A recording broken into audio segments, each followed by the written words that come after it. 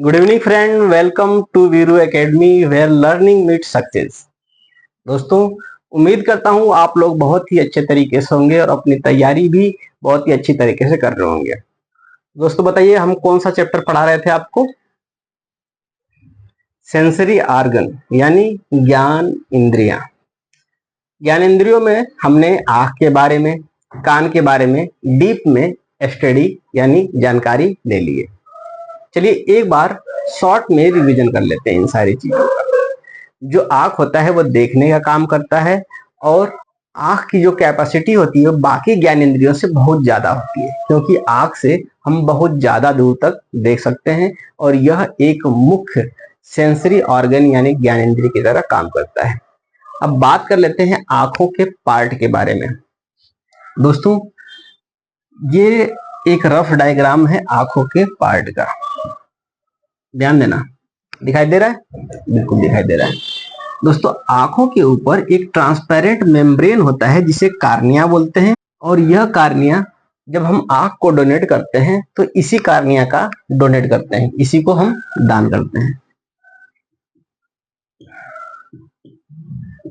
क्या कहते हैं इसको?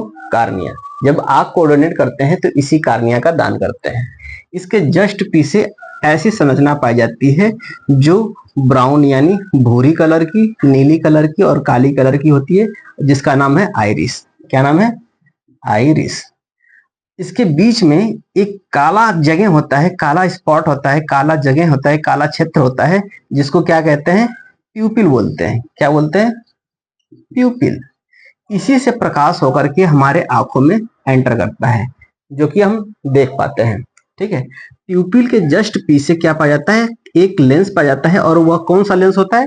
कॉन्वेक्स लेंस यानी उत्तल लेंस होता है। उत्तल लेंस को पकड़ने का यानी होल्ड करने का काम एक विशेष प्रकार का मसल्स यानी मांसपेशी करती है, जिसको कहते हैं सिलियरी मसल्स। क्या कहते हैं? Ciliary muscles. यह दोनों तरफ होती है और यह संख्या में कितनी होती है? 6 होती है। तो सिलियरी मसल्स किसको होल्ड करती है? लेंस को। सिलियरी मसल्स, ये जो सिलियरी मसल्स है दोस्तों, इस लेंस के फोकस दूरी को भी एडजस्ट करने का काम करती है। कैसे? मान लेते हैं सिलियरी मसल्स छोटी हो गई, जैसे ही ये छोटी हो जाएगी यानी यहाँ पे आ जाएगी, तो जो लेंस की जो साइज होगी, जो स्ट्रक्चर होगा, वो कैसा हो जाएगा? वो ऐसे हो जाएगा, ऐसे हो जाएगा। ऐसे लेंस से हम दूर की वस्तुओं को देख सकते हैं। नजदीक की वस्तुओं को देखने के लिए सिलियरी मसल्स खुद अपने आप को एडजस्ट कर लेगा और लेंस को क्या कर देगा? मोटा कर देगा। नजदीक देखने के लिए इस प्रकार का लेंस का प्रयोग करते हैं। लेंस और आइरिस के बीच में कुछ लिक्विड भरे होते हैं, इस लिक्विड को कहते हैं एक्वस ह्यूमर। क्या बोलते हैं? Aqueous humour.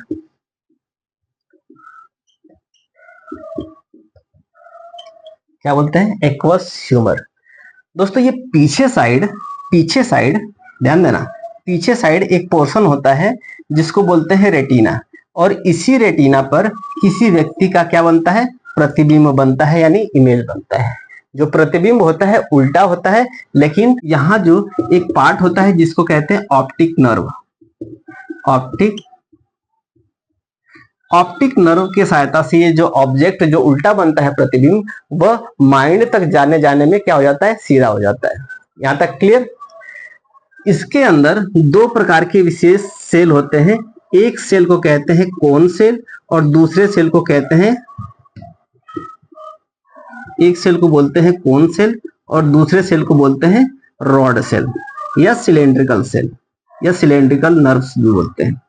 अब बात करें कोन सेल की, तो कोन सेल कलर को आइडेंटिफाई करने के लिए यूज होता है। यदि कोन सेल में कोई प्रकार का डिफेक्ट हुआ तो आपको कलर ब्लाइंडनेस हो जाएगा।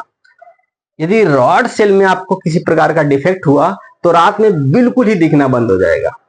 दोस्तों, उल्लुओं में यही रॉड सेल अधिक मात्रा में पाया जाता है, इस वजह से वह रात में बहुत ही अच्छी तरीके से देख पाते हैं, जबकि दिन में वह देखने में अक्षम रहते हैं यानी नहीं देख पाते हैं। क्लियर?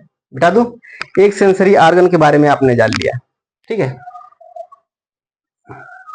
अब हम जानते हैं दूसरे सेंसरी ऑर्गन के बारे में। दूसरा क्या था? कान।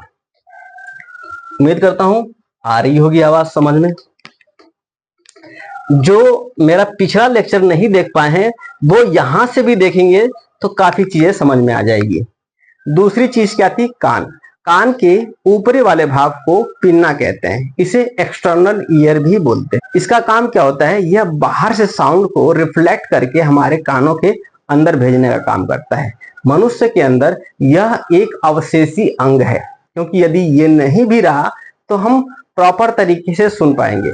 वो अलग बात है, कुछ इम्पैक्ट पड़ेगा हमारे सुनने पे, लेकिन बहुत ज्यादा इम्पैक्ट नहीं पड़ेगा। जैसे डाइजेशन सिस्टम में एक अंग होता है जिसे हम अवशेषी अंग कहते हैं, जिसका नाम होता है अपेंडिक्स। जब यह बड़ा हो जाता है तो वह दर्द करने लगता है, इसी वजह से इस अवशेषी अंगों को काट करके बाहर निकाल दिया जाता है। जब हम जानवर थे, यानी जब हम घास फूस खाते थे, तो उस समय अपेंडिक्स का काम होता है स्टार्च का पाचन करना। लेकिन जब से हम भोजन को पका के खाना शुरू करे हैं, तब से इस अंग का काम बंद हो गया है। इस वजह से यह अंग एक अवशेषी अंग में तब्दील हो गया है। यहां तक क्लियर? ठीक वैसे ही कान का जो ऊपरी वाला भाग है वह एक अवशेषी अंग है मनुष्य के अंदर।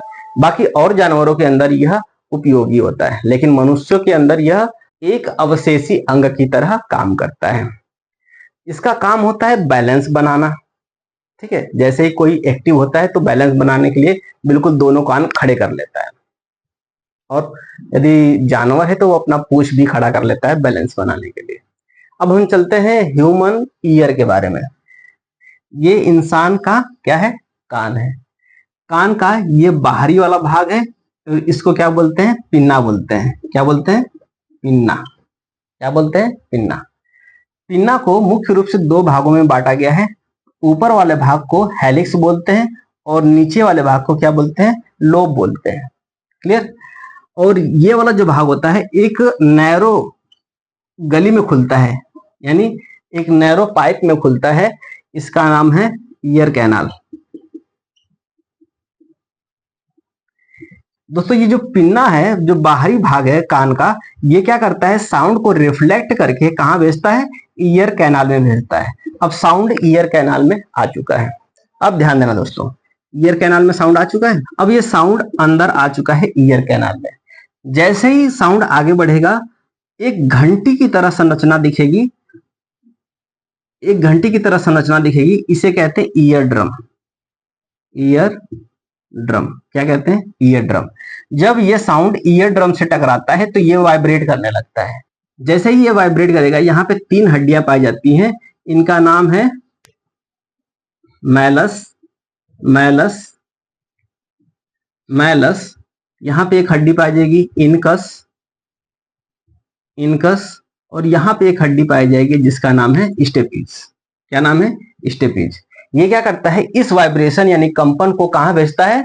एक विशेष प्रकार की संरचना होती है जो घोंघे की तरफ होती है, ऐसे संरचना होती है। ठीक है दोस्तों, ये क्या करती है? इसमें रोमे टाइप की संरचना होती है। जैसे ही ये वाइब्रेशन इसमें सेंस होता है, ये इसके रोमे की तरह संरचना होती है। ये एक प्रकार का इलेक्ट्रिकल सिग्नल में कन्वर्ट करके, मैसेज में कन्वर्ट करके, ये नर्व के माध्यम से, ये जो नर्व होता है, इसको विशेष प्रकार का नर्व होता है जिसे कहते हैं फाइबर, नर्व फाइबर। ये दोस्तों नर्व होता है जो माइंड तक सूचनाओं को लेके जाता है, इसे क्या कहते हैं? Nerve fibre. तो नर्व फाइबर के सहायता से जो कंपन होता है वह दिमाग तक भेज दिया जाता है, और दिमाग यह सोच पाता है कि जो साउंड आया है वह अच्छा है या बुरा है, या उस पर क्या रिएक्शन हमें लेना है। ठीक है, और यहीं पे एक और नली होती है दोस्तों, एक और ट्यूब होता है, वह सीधे कहां तक जाता है? माउथ तक जाता है। कहां तक जाता है? माउथ तक। जब बहुत ही ज्यादा साउंड हमारे कानों में आता है तो उसका इम्पैक्ट किसके पड़ता है? उसका इम्पैक्ट किसके पड़ेगा? उसका इम्पैक्ट किस पे पड़ता है? इसी ईयर ड्रम पे पड़ता है, जिसे हम पर्दा भी कह सकते हैं। पर्दा नहीं, पर्दा कहते हैं ना, कान का पर्दा फट गया, बहुत ज्यादा साउंड था। तो ये पर्दा क्या करता है? इस पे ज्यादा प्रेशर हो जाता है जब बहुत ज्यादा नॉइस या डीजे वगैरह बजता है या फिर बम ब्लास्ट होता है तो। ठीक है, तो पर्दा ना फटे इस वजह से जैसे ही आवाज तेज आती है, हम क्या करते हैं? अंदर की तरफ क्या कर लेते हैं? हवा को लेते हैं, और जो हवा अंदर की तरफ लेते हैं वो हवा कहाँ जाती है? यहाँ पे आ जाती है, और ये प्रेशर लगाती है किस पर? इसी ईयर ड्रम पे, ताकि ये ईयर ड्रम इधर आके फट ना जाए। तो इधर से हमारा मुंह से लिया गया हवा प्रेशर लगाती है और ऊपर से साउंड तो प्रेशर लगा ही रहा होता है। तो इस कंडीशन में दोनों प्रेशर जो होते हैं बैलेंस हो जाते हैं और हमारे ईयर ड्रम को कोई नुकसान नहीं पहुंचता है। ठीक, यहां तक क्लियर हो गया? उम्मीद करता हूं दोस्तों सब कुछ क्रिस्टल क्लियर होता जा रहा होगा। अब हम आज जानेंगे एक नेक्स्ट ज्ञान इंद्री के बारे में, जिसका नाम है नाक। क्या नाम है? नाक। नाक को क्या बोलते हैं? नोज। तो आज हम नोज के बारे में जानेंगे।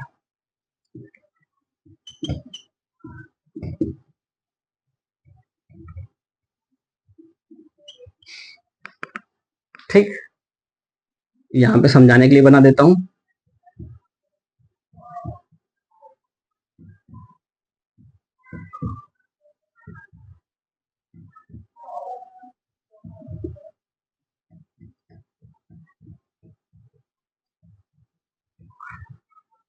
हमने इसके बारे में जान लिया है। ये क्या है? आंख, जो कि देखने में सहायता करता है। ये रफ डायग्राम है दोस्तों। फिर इसके बाद हमने कान के बारे में जान लिया, जो हमारे बॉडी में एक अवशेषी अंग है। हालांकि बाल के बारे में हमें जानना नहीं है। फिर इसके बाद हम जानेंगे आज नाक के बारे में। किसके बारे में? नोज के बारे में। किसके बारे में? नोज। देखिए दोस्तों, ये है हमारा नोज। यदि नाक के अंदर की संरचना की बात करें दोस्तों,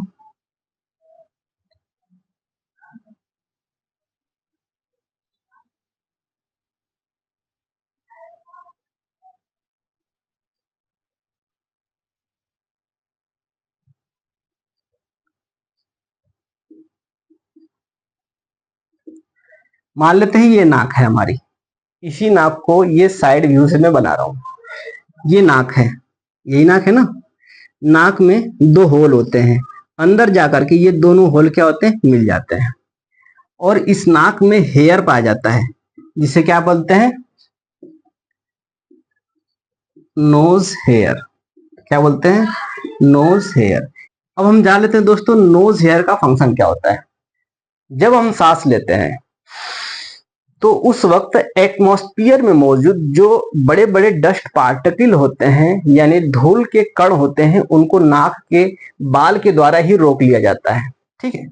फिर मान लेते हैं कुछ डस्ट पार्टिकल हमारे नाक में घुस गए, छोटे छोटे। बड़े तो यहीं रुक गए। अब छोटे छोटे डस्ट पार्टिकल हमारे नाक के बाल के और अंदर की तरफ एंटर हो गए, यानी प्रवेश कर गए। एंटर होने के बाद दोस्तों यहाँ पे एक विशेष प्रकार का चिपचिपा पदार्थ होता है, जिसे कहते हैं म्यूकस। क्या कहते हैं? म्यूकस। क्या कहते हैं? म्यूकस। अब ये म्यूकस का काम क्या होता है? जो छोटे छोटे डस्ट पार्टिकल होते हैं वो क्या होता है? यहीं पे चिपक जाते हैं, ऊपर या नीचे। मान लेते हैं कोई गीला सरफेस है, मान ली इस बोर्ड को हमने गीला कर दिया। अब इस पे धूल के कण ऐसे फेंकेंगे तो जो छोटे छोटे डस्ट पार्टिकल हैं वो क्या हो जाएंगे? इस पे चिपक जाएंगे। ठीक है। बहुत देखा होगा दोस्तों आपने, कुछ ड्राइंग आर्टिस्ट होते हैं वो क्या करते हैं? पहले पेंट लगा लेते हैं ऐसे, और उस पे जब धूल या रेत फेंकते हैं तो एक अलग ही स्ट्रक्चर बन के आ जाता है उनके सामने। तो वो क्या होता है? छोटे छोटे पार्टिकल उस जगह पे चिपक जाते हैं जहां पे गीला सरफेस होता है। ठीक। तो म्यूकस क्या करता है? अपने अंदर छोटे छोटे डस्ट पार्टिकल को चिपका देता है और शुद्ध ऑक्सीजन हमारे नाकों के अंदर आता है। अब ऑक्सीजन या गैस या फिर हम कहें तो सांस या वायुमंडल से हवा हमारे नाक के अंदर प्रवेश कर चुका है। नाक के अंदर दोस्तों दो प्रकार के रीजन होते हैं, ये ऊपर वाला रीजन और नीचे वाला रीजन। रीजन कहने का मतलब क्षेत्र। क्या? क्षेत्र। ऊपर वाले रीजन को क्या कहते हैं? ऑल्फैक्टरी। इसको ऑल्फैक्टरी लोब भी बोलेंगे। क्या बोलेंगे? Olfactory lobe. अब दोस्तों जान लेते हैं ऑल्फैक्टरी लोब का काम क्या होता है। यहाँ पे बहुत सारी नसें निकली होती हैं। यहाँ पे क्या होता है? बहुत सारी नसें या फिर यहाँ पे बहुत सारी नसें निकली होती हैं जो कि स्मेल को सेंस करके यानी पहचान करके उसके सिग्नल को कहाँ भेजती हैं, माइंड में भेजती हैं। कहाँ भेजती हैं, माइंड में भेजती हैं। जैसे हमने कोई चीज खाने को लिया, अब देखने में वो बहुत अच्छा लग रहा है, जैसे ही हम नाक के पास लाएंगे एक बदबू सी आएगी, तो नाक ही बता देगा कि अरे ये जो खा रहे हो भाई साहब देखने में तो अच्छा लग रहा है लेकिन इसकी खुशबू बहुत बेकार है, यानी ये काफी दिनों का है। मान ले बर्गर किसी को खाने के दे दिया गया, तो बर्गर में जो सफेद सफेद का फफूंद लगता है वो हटा दिया जाए, तो आप देख करके ये नहीं बता सकते हैं कि यह काफी पुराना है। तो ये कैसे पता चलेगा, ये सूंघ कर ही पता चलेगा कि यह पुराना है, या टेस्ट करके। तो हम टेस्ट क्यों करने जाए जब सूंघ के ही पता चल जा रहा है। ठीक है दोस्तों, होता क्या है, आंख से तो आप बहुत दूर तक देख सकते हैं, कान से आप उससे कम दूरी तक सेंस कर पाते हैं, और नाक से बहुत ही कम। यानी इन तीनों आर्गन के द्वारा आप बिना टच करे आप चीजों को अनुभव या फिर सेंस कर सकते हैं, जबकि जीभ और त्वचा के द्वारा आपको टच करके ही महसूस कर सकते हैं। बिना टच करे आप महसूस ही नहीं करते हैं। जैसे आप खाएंगे नहीं तो कैसे आपको पता चलेगा कि आप इस खाने का स्वाद कैसा है, या फिर किसी चीज को छुएंगे नहीं, करंट को छुएंगे नहीं तो कैसे पता चलेगा कि इसके अंदर करंट है। ठीक है, यहां तक क्लियर। जबकि आंख से, नाक से और कान से बिना टच करे ही आप चीजों को सेंस कर पाएंगे और अपने माइंड में फीड कर सकते हैं। ठीक है, आगे बढ़ते हैं। दूसरा जो रीजन होता है ये रिस्पिरेटरी रीजन होता है।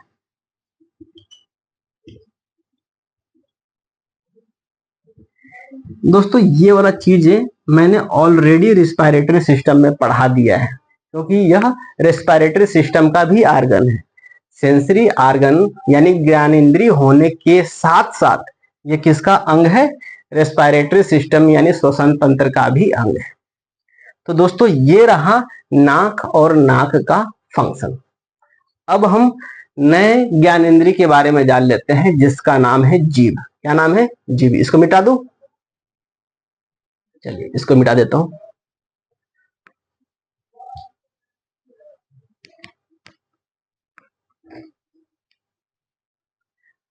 समझ में आ रहा है दोस्तों। चलिए नाक के बारे में हमने जान लिया। अब हम जान लेते हैं जीभ के बारे में। इसके बारे में, जीभ के बारे में। ये लड़का है, जीभ निकाला हुआ है। तो दोस्तों ये कौन सा ऑर्गन है, जीभ। क्या कहते हैं इसको, इसको तो नोज ही है। ये है टंग।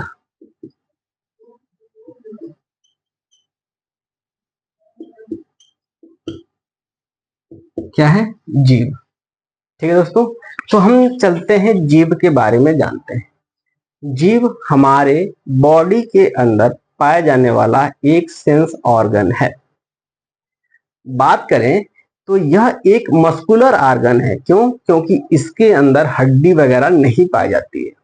इसका काम होता है भोजन को टेस्ट करके बताना, ये मीठा है, तीखा है, खट्टा है या फिर नमकीन है। और इसके यानी जीभ के ऊपर छोटे छोटे रोए टाइप की संरचना होती है।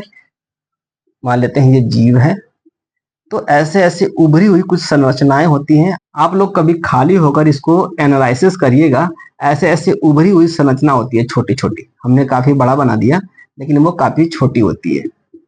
ठीक है, इस छोटी संरचना को पैपिला बोलते हैं। क्या बोलते हैं, पैपिला। यही क्या काम करता है, टेस्ट को एब्जॉर्ब करने का काम करता है और माइंड तक सिग्नल भेजता है। अब बात करते हैं दोस्तों बेसिक टेस्ट रीजन के बारे में। हमारे बॉडी में 4 प्रकार के टेस्ट बेसिक पाए जाते हैं। चलिए हम जानते हैं कौन कौन से और वह किस अंग में या जीभ के किस भाग में पाया जाता है। चलिए इसको मिटा दो। अब देखिए 4 जीव हैं। मान लेते हैं 1 जीव, 2 जीव, 3 जीव। यहाँ पे दिखाई दे रहा है 1 जीव, यहाँ पे 4। ये 4 जीव हैं, 4। अब ये चारों जीव का फिगर हमने बना दिया है। अब हम जान लेते हैं बेसिक टेस्ट एरिया, यानी नमकीन कहाँ से महसूस होगा, किस एरिया से महसूस होगा, मीठा किस एरिया से महसूस होगा, खट्टा किस एरिया से महसूस होगा और तीखा किस एरिया से महसूस होगा। ठीक है दोस्तों। दोस्तों सबसे पहले बात करते हैं मीठा। मीठा जो एरिया होता है जीभ का, वो यहाँ से हमें मीठा का अनुभव कराता है, यानी ये वाला जो एरिया होता है वह मीठा होता है। यदि बात करें नमकीन का, तो ये वाला जो एरिया होता है दोस्तों, ये वाला जो एरिया होता है ये किसका बोध कराता है, नमकीन का। यदि लिख दे तो इसे मीठा दिखाई दे रहा है, मीठा, नमकीन। ठीक, ये मीठा नमकीन हो गया, क्लियर हो गया। अब बात कर लेते हैं खट्टा। ये वाला जो एरिया होता है दोस्तों, ये वाला जो एरिया होता है ये खट्टा को डिनोट करता है। ठीक, ये कौन सा एरिया है, खट्टा। और जो तीखा वाला एरिया होता है दोस्तों, ये वाला जो एरिया होता है ये तीखा को डोनेट करता है। किसको डोनेट करता है, किसको डोनेट करेगा, तीखा को। यानी तीखा लगेगा तो इस एरिया से महसूस होगा, खट्टा लगे तो इस एरिया से महसूस होगा। ये जो साइड वाला एरिया होता है इसका आधा हिस्सा खट्टा महसूस होगा, बाकी आधे वाले एरिया में क्या महसूस होगा, नमकीन। कैसा महसूस होगा, नमकीन। यहाँ पे देखा होगा दोस्तों, ये वाला जो एरिया है वह नमकीन है। ठीक है, और ये आगे का ऊपर चल के ये वाला जो हिस्सा होता है वह मीठा टेस्ट करता है। यानी मीठा को टेस्ट करने के बेसिक टेस्ट एरिया ये वाला है, नमकीन को टेस्ट करने के लिए बेसिक टेस्ट एरिया ये है, जबकि खट्टा को देखने के लिए बेसिक टेस्ट एरिया ये है, और जबकि कड़वा या फिर तीखा को देखने के लिए बेसिक टेस्ट एरिया ये है। जीभ जो होता है एक विशेष प्रकार के हड्डी से जुड़ी होती है जिसे हायोड बोन कहते हैं। जीभ में हड्डी नहीं होती है, ध्यान देना, जीभ में हड्डी नहीं होती है, यह इसके पीछे साइड में एक हड्डी पाई जाती है, बोन पाई जाती है जिसे कहते हैं हायोड बोन। क्या बोलते हैं, हायोड बोन। यहां तक क्लियर, बताइए दोस्तों। तो जीभ एक मस्कुलर आर्गन होता है जो कि स्वाद के लिए, और दूसरा काम होता है इसका, जो खाना होता है उसमें लार को पूरी तरह से मिक्स करने के लिए काम में आता है। इसके अंदर कुछ बेसिक टेस्ट एरिया होता है जो हमने आपको बता दिया। अब दोस्तों ये जीभ जो थी, जो एक प्रकार की ज्ञानेंद्रिय थी, इसके बारे में भी आपने जानकारी ले ली। अब चलते हैं स्किन के बारे में। स्किन अर्थात त्वचा।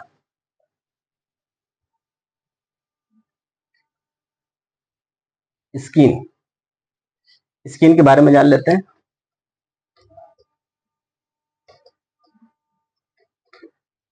चलिए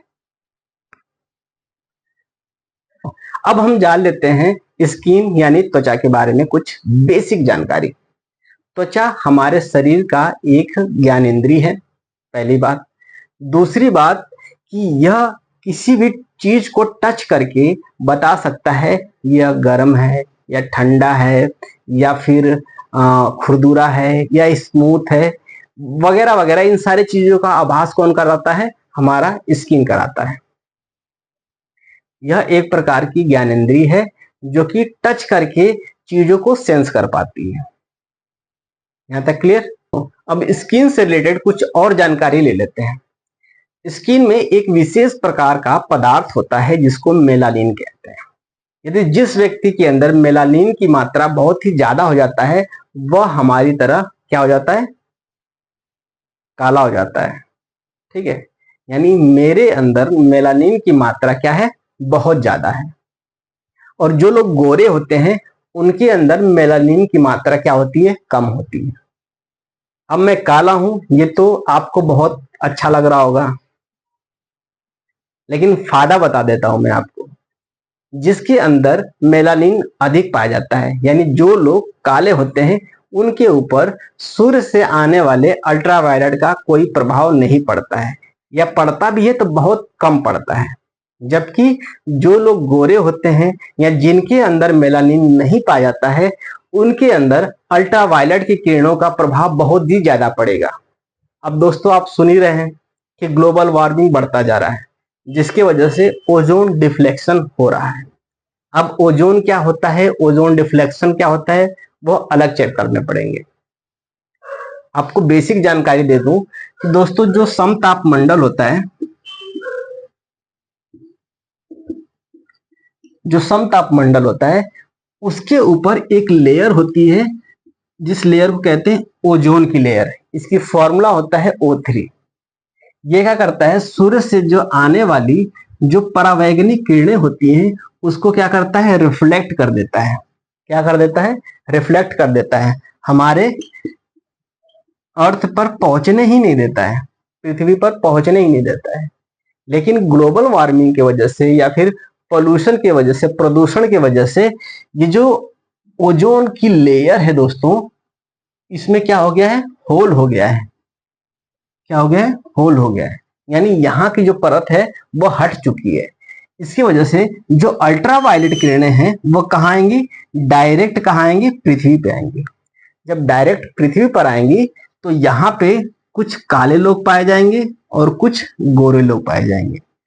जो काले लोग होंगे, काले लोग होंगे जैसे मेरे जैसे लोग, जिनके अंदर मेलानिन की मात्रा बहुत ही अधिक मात्रा में है, उनको ये अल्ट्रावायलेट किरणें कुछ नहीं कर पाएंगी। जबकि जो लोग गोरे हैं, जिनके अंदर मेलानिन की कमी है, उनको क्या हो जाएगा, एक बीमारी हो जाएगी जिसको कहते हैं स्किन कैंसर। इस वजह से दोस्तों ध्यान देना, कलर पे मत जाना। यदि व्यक्ति का नेचर अच्छा है, अब नेचर पे तो जाना पड़ेगा, तो शादी करते वक्त यदि लड़की कोई काली है तो आप इस वजह से इग्नोर नहीं करेंगे कि वह काली है, क्योंकि उसके अंदर काफी ज्यादा टैलेंट है, क्योंकि उसके अंदर पाया जा रहा है क्या, मेलानिन।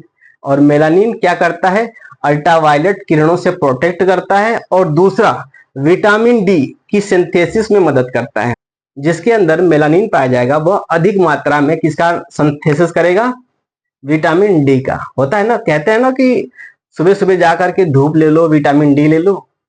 तो विटामिन डी सबके लिए नहीं है, सबके लिए फायदेमंद नहीं होगा, हालांकि होगा, लेकिन जो गोरे लोग होंगे उनके अंदर कम विटामिन डी का निर्माण होगा, जबकि जो लोग काले होंगे उनके अंदर अधिक मेलानिन की वजह से ज्यादा विटामिन डी बनाएंगे। और जो विटामिन होता है वह क्या क्या फंक्शन होता है उसका आप लोग जानते होंगे। विटामिन का काम होता है रोगों से लड़ने की क्षमता प्रोवाइड कराता है। दोस्तों don't under estimate the power of the black man, ठीक है। चलिए, तो देख लीजिए दोस्तों, मैं भी काला हूं, मैं इस बात से इनकार नहीं कर रहा हूं, ठीक है। मुझे गर्व है काले होने पर। क्यों, क्योंकि मेरे अंदर मेलानिन की मात्रा पाई जा रही है, और जब भी अल्ट्रावायलेट किरणें आएंगी तो मुझे छू करके कुछ भी नहीं कर पाएंगी। तो हम अपने टॉपिक से भटक गए, टॉपिक पे आते हैं। तो मेलानिन का क्या करता है, तो मेलानिन का काम क्या होता है, एक तो अल्ट्रावायलेट किरणों से प्रोटेक्ट करता है, और दूसरा विटामिन डी का सिंथेसिस करता है। जो स्किन होता है दोस्तों वह दो लेयर में होता है। एक ऊपर वाला लेयर, मान लेते हैं ये लेयर है, ये ऊपर वाला लेयर, जो ऊपर वाला लेयर होता है इसको कहते हैं एपिडर्मिस। क्या कहते हैं, एपिडर्मिस। यह सबसे ऊपर वाला लेयर होता है, ये वाला जो लेयर होता है इसे क्या कहते हैं, एपिडर्मिस कहते हैं। इसे क्या कहते हैं, एपिडर्मिस, सबसे ऊपर वाली, ठीक है। इसी के अंदर क्या पाया जाता है, मेलानिन पाया जाता है। सबसे ऊपर वाली लेयर में ही मेलानिन पाया जाता है, जो कि रंग का निर्धारण करता है और विटामिन डी का सिंथेसिस करता है, ठीक, और अल्ट्रावायलेट किरणों से प्रोटेक्ट करता है। यदि बात करेंगे अंदर वाले लेयर की तो इसको कहते हैं डर्मिस। क्या कहते हैं, डर्मिस। यह रेड कलर का होता है। यह क्या होता है, गोरे लोग में भी वही होगा और काले लोगों में भी वही होगा। तो जो चमड़े के सामान बनते हैं वह कौन से भाग से बनते हैं, इसी डर्मिस वाले भाग से बनते हैं, एपिडर्मिस से नहीं बनता है। क्यों, क्योंकि यह पतला होता है, ठीक है, ये तुरंत ही डिकम्पोज हो जाता है। जबकि जो डर्मिस वाला लेयर होता है दोस्तों, यह काफी मोटा होता है और इसका इस्तेमाल चमड़े के उद्योग में किया जाता है, जो चप्पल, जूता, बेल्ट वगैरह वगैरह बनाने के निर्माण में आता है। ठीक है दोस्तों, तो आपने जान लिया जितने भी ज्ञानेंद्रियां हमारे बॉडी में पाई जाती हैं, हालांकि जितने भी नहीं कह सकते, 5 जो ज्ञानेंद्रियां हमारे बॉडी में पाए जाते हैं उनके बारे में आपने डीप में नॉलेज ले लिया है। कल हम इनसे रिलेटेड प्रश्न जितने भी बन सकते हैं उनको आपको सॉल्व कराऊंगा। ठीक है, तो आज के लिए बस इतना ही। मिलेंगे कल नए उमंग, नए तरंग और नए जोश के साथ। तब तक के लिए जय हिंद।